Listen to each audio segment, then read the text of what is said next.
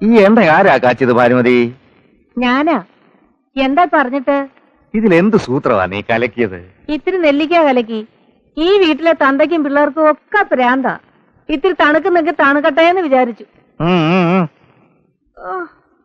ഞാൻ ഒരുത്തി ഒറ്റയ്ക്ക് വീട്ടിനകത്ത് കിടന്ന് ചക്രശ്വാസം വലിക്കുക.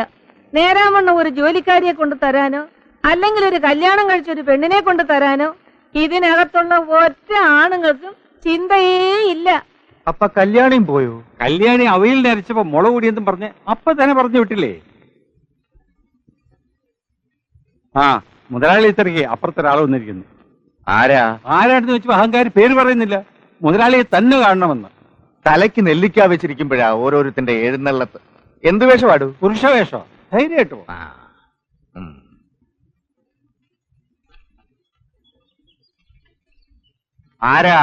ആരെയാ കാണേണ്ടത്? താനെന്നാ ത്രിവിക്രമൻ മുതലാളി വിളിക്ക്, എനിക്കിത്തിരി ധൃതിയുണ്ട്. എന്നാ ഒട്ടും ധൃതി കുറയ്ക്കണ്ട. ഞാൻ തന്നെയാ അവതാരം. അബദ്ധാവുന്ന ഞാൻ ഭയന്നത്, പക്ഷെ അബദ്ധായില്ല. എണ്ണപ്പന കൃഷിക്ക് കേന്ദ്ര ഗവൺമെന്റിന്റെ ലോണിന് വേണ്ടി മുതലാളി അപേക്ഷിച്ചിരുന്നു. അത് തിരക്കാൻ വന്ന ഉദ്യോഗസ്ഥനായതാണ്. എണ്ണപ്പന ഇല്ലേലും കുഴപ്പമില്ല, എനിക്ക് അടുക്കള പണിക്കൊരാളെ വേണം. അതൊന്ന് കേന്ദ്ര സർക്കാർ ശരിയാക്കി തരുമോ? ശാസ്താവിനുള്ള വഴിപാടാ. ക്ഷേത്രം കുടുംബവയായോണ്ട് വെടിക്ക് നല്ല ശബ്ദമാ അല്ലയോ? ഈ വീട്ടിൽ അങ്ങനെയാ മനേരെ, ഒന്നിനും മായമില്ല. മക്കളുടെ കാര്യമൊക്കെ എങ്ങനെയാ? അതും ഈ വെടിമാതിരി തന്നെയാ, അശേഷം മായമില്ല. 3 ആണ്. മൂത്തവൻ ജയകൃഷ്ണൻ, അവനും എന്നെ പോലെ തന്നെ നന്നായിട്ട് അധ്വാനിക്കും. കൃഷി എന്ന് പറഞ്ഞ അവന് സ്വന്തം ഹൃദയമിടിപ്പ് പോലെ. വിവാഹം കഴിഞ്ഞിട്ടില്ല, വയസ്സ് 42 കഴിഞ്ഞിട്ടല്ലേ ഉള്ളൂ. ഇനിയും സമയമുണ്ടല്ലോ. ഓ പോത്തെ യശോദ എന്താ ഈ വഴിക്ക്? ഈ വഴിക്ക് വന്നാ ജയകൃഷ്ണൻ ചേട്ടനെ കാണാന്ന് മനസ്സിൽ നിന്ന് ആരാണ്ട് പറഞ്ഞു. അതാരാടി നിന്റെ മനസ്സിലൊരു ബ്രോക്കർ? നീ എന്നോട് മാത്രമല്ല എന്റെ അനിയൻ ഗോപീകൃഷ്ണന്റെ പിന്നാലെ ശൃംഗരിക്കുന്നുണ്ടെന്ന് ഞാൻ അറിഞ്ഞു. ആ പറഞ്ഞത് രണ്ടാമൻ ഗോപീകൃഷ്ണൻ. ഒരു കതിന പൊട്ടുന്ന പോലാടൂ അവൻ ജനിച്ചത്. എന്റെ തനി രൂപം. വയസ്സ് 40 കഴിഞ്ഞു.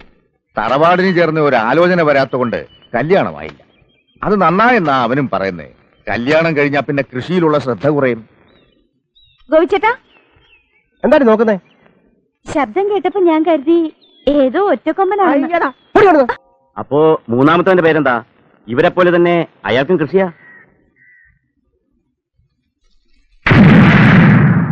ആ വെടിപൊട്ടുന്നത് ഹരിക്കുഞ്ഞിന് വേണ്ടിയാ. അതൊരു പ്രത്യേക വഴിപാടാ.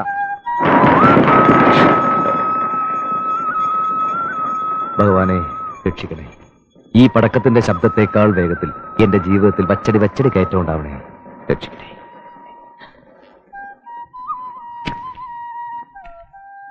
ഇത് ഏത് കമ്പനിക്കുള്ള അപേക്ഷയാ സാറേ?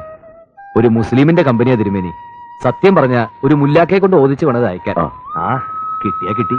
സാറിന് ജോലി കിട്ടിയാച്ചാൽ എന്റെ മോന്റെ ജോലി കൂടി ശരിയാക്കി തരണം. അവൻ SSLC 4 തവണ തോറ്റവനാണെങ്കിലും ആള് ബഹുമെടുക്കനാ. സാറിന്റെ കാര്യം ഞാൻ ഭഗവാനോട് പ്രത്യേകം പറഞ്ഞേക്കാം.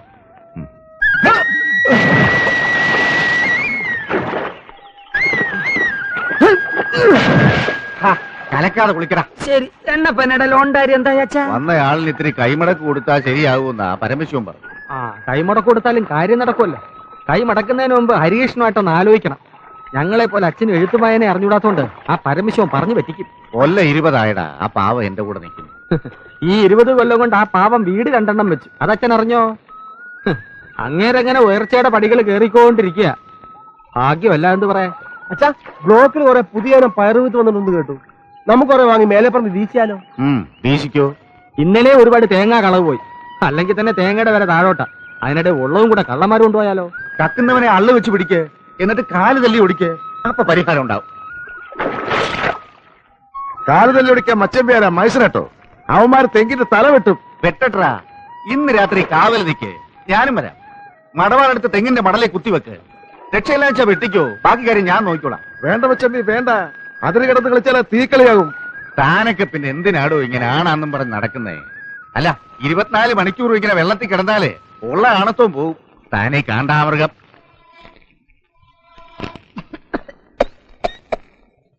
അമ്മേ, എന്താ വെന്തോ? വേകുമ്പോഴേ മണിയടിക്ക. മോനങ്ങ് പോ. വല്ലാതെ വിശക്കുന്നുണ്ടല്ലേ? പകൽ നേരത്ത് ഒന്ന് പുറംപണി ചെയ്യാൻ ഇവിടെ ഇഷ്ടം പോലെ ആൾക്കാരുണ്ട്.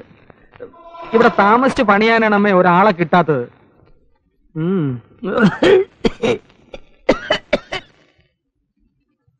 ജോലിക്ക് അപേക്ഷിച്ചിട്ട് എന്തായടാ ഹരികൃഷ്ണ, കിട്ടുവോ? ഈ വീട്ടിൽ നിന്ന് രക്ഷപ്പെടണമെങ്കിൽ എനിക്കൊരു ജോലി കിട്ടിയേ പറ്റൂ. പ്രൈവറ്റ് എങ്കിൽ പ്രൈവറ്റ്, പബ്ലിക് എങ്കിൽ പബ്ലിക്. ഞാൻ ചാടും. നീ ഒരു ജോലിക്ക് കയറുന്ന ഞാൻ കണ്ടസാടാ. നീ ധൈര്യമായിട്ട് കയറ്. വീട് വിട്ട് പുറത്ത് ജോലിക്ക് പോകുന്നത് അച്ഛൻ ഇഷ്ടാവോ എന്തോ. ഏതായാലും അച്ഛന്റെ സമ്മതം കൂടി അറിഞ്ഞിട്ട് പോരെ. ഇങ്ങനത്തെ ഏട്ടന്മാരുണ്ടാവുന്നതിലും നല്ലതേ ജനിക്കാതെ ഞാനൊക്കെ ഗർഭത്തിലേ തൂങ്ങിച്ചാണമായിരുന്നു. നാശം.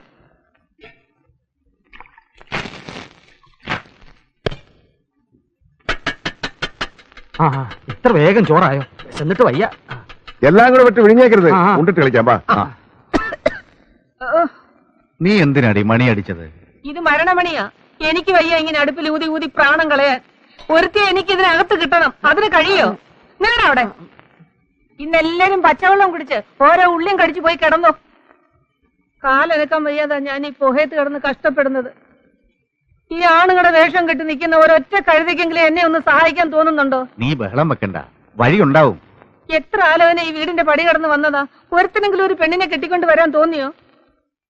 ആ പറഞ്ഞ എന്നെ കൂടെ ചേർത്തല്ലേ? ഞാൻ കെട്ടില്ല. കെട്ടാൻ വെച്ച പെണ്ണ് കെട്ടിന്റെ തലേ ദിവസം വേറൊരു കോന്തന്റെ കൂടെ ഒളിച്ചോടി പോയത് പെങ്ങക്കറിയാലോ. അവള് പോയെങ്കിൽ പോട്ടെ, അമ്മ നീയും കെട്ടല്ലോ. എന്തിന് ഈ വയസ്സുകാരത് കണ്ണുകൂത്തി കളിക്കാനോ? നീ പോടാ. ആങ്ങളെ കല്യാണം കഴിച്ച് എനിക്ക് സഹായത്തിന് ഒരാള് വേണ്ട. പോത്ത് പോലെ വളർന്ന രണ്ടെണ്ണം ഉണ്ടല്ലോ. രണ്ടല്ലേ പെങ്ങളെ, 3 പോത്ത്. ഹരിയെ ഞാൻ കൂട്ടിയിട്ടില്ല, അവൻ കുഞ്ഞ. നിനക്ക് തലയ്ക്ക് വട്ടാടി. ഇവർക്ക് കല്യാണപ്രായം ആയെന്നും വെച്ച് കണ്ട കാവാക്ഷിയെയും മീനാക്ഷിയെയും കെട്ടിക്കൊണ്ടുവരാൻ ഞാൻ സമ്മതിക്കത്തില്ല. യോഗ്യത വേണം, തറവാടിത്തം വേണം, കുലമഹിമ വേണം. ഇതൊന്നുമില്ലാതെ കേറി വരാൻ ഈ വീടെന്താ പെണ്ണുങ്ങടെ കുളിക്കടവോ? ഇതെല്ലാം ഉണ്ടെന്നും പറഞ്ഞ് പരമശിവൻ കൊണ്ടുവന്ന ഒരു ആലോചനയില്ലേ? അതൊന്നും നോക്കിക്കൂടെ? മച്ചമ്പി, അത് നേരാ. ഒരു വലിയ തറവാട്ടിലെ ഏട്ടനെ അനിയനും മറ്റൊരു വലിയ തറവാട്ടിലെ ഏട്ടത്തെയും അനിയത്തെയും കെട്ടുന്നതിൽ ഒരു തരക്കേടുമില്ല. വെട്ടിയാൽ വാള് മുറിയുന്ന തറവാടാ അവരുടേത്. 500 കൊല്ലം മുമ്പ് ഇവിടുത്തെ നാടുവാഴിയായിരുന്നു അവരുടെ കാരണവരെ. കുലമഹിമ ഇതിലപ്പുറം ചിന്തിക്കാനുണ്ടോ? എന്നാൽ അന്നങ്ങേർ ഇവിടുത്തെ പേര് കേട്ടൊരു സിംഹമായിരുന്നിരിക്കണം. 500 കൊല്ലം മുമ്പ് ഇവിടെ മുഴുവൻ കാണായിരുന്നടാ. എന്റെ ഏട്ടന്മാര് കല്യാണം കഴിക്കുന്ന ആരെയായാലും കൊള്ളാം, അവർക്ക് ഇത്തിരി ഭംഗി വേണം. അതെനിക്ക് നിർബന്ധമാണ്. അതെനിക്ക് നിർബന്ധ. പെണ്ണാളെങ്ങനെ? നല്ല തക്കാളി, തക്കാളി പോലത്തെ പെണ്ണുങ്ങള്. പച്ചത്തക്കാളിയോ പഴുത്ത തക്കാളിയോ? മൂത്തവൾ ഇത്തിരി പച്ച, ആ. ഇളയത് ഇത്തിരി പഴുത്തതാ. ആഹാ. എനിക്കങ്ങനെയാ തോന്നിയേ. ആ. ഇനി നിങ്ങൾ കാണും. ആ. കൊണ്ടു കൊടുക്കൂ കുട്ടി. അതിലേതാ എന്റെ ചെക്കൻ? ജാതക ചേർത്ത നല്ലപോലെ ഉണ്ടെന്നാ കണ്ടവർ. ഏറ്റവും നന്നായി ചേരുന്ന ജാതകം തമ്മിൽ കൂട്ടിക്കെട്ടാം. എന്താ? ആയിക്കോട്ടെ. എന്താ വിരോധോട്ടോ? ഒരു വിരോധമില്ല. ഈ 2 തറവാട് ഒന്നിച്ചാൽ പിന്നെ ഈ കാർന്നന്മാരാണല്ലോ ഇവിടുത്തെ നാടുവാഴികൾ. പച്ചത്തക്കാളി വരട്ടെ.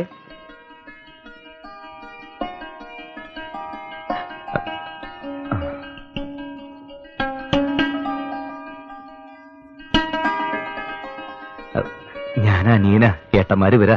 അയ്യോ, പരിചയപ്പെടുത്താനങ്ങ് മറന്നുപോയി. മൂത്തവൻ അവൻ ജയകൃഷ്ണൻ, രണ്ടാമനായി ഇവൻ ഗോപികൃഷ്ണൻ. നേരെയൊക്കെ നോക്കി കണ്ടോടാ.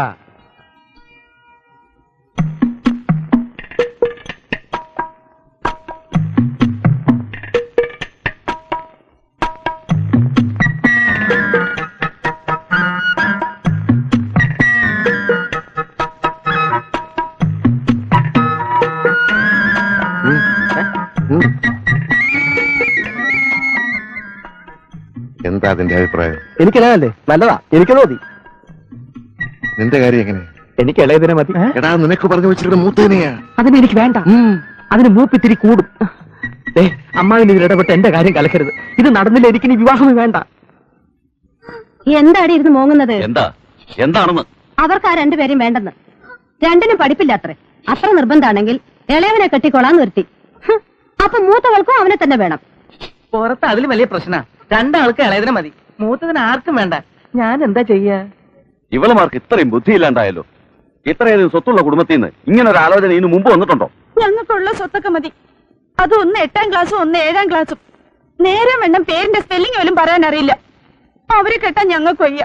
അത്രയ്ക്ക് ദണ്ണമാണ് ഈ മൂത്തൻ അമ്മാവൻ കെട്ടി. പെണ്ണ് കാണാൻ വന്നിട്ട് ഒരുമാതിരി വിട്ടിത്തരം കാണിക്കരുത്. എന്താ അവരുടെ തീരുമാനം? എനിക്ക് അനിയത്തിയാ മതി. എനിക്കും അനിയത്തിയാ മതി. ആ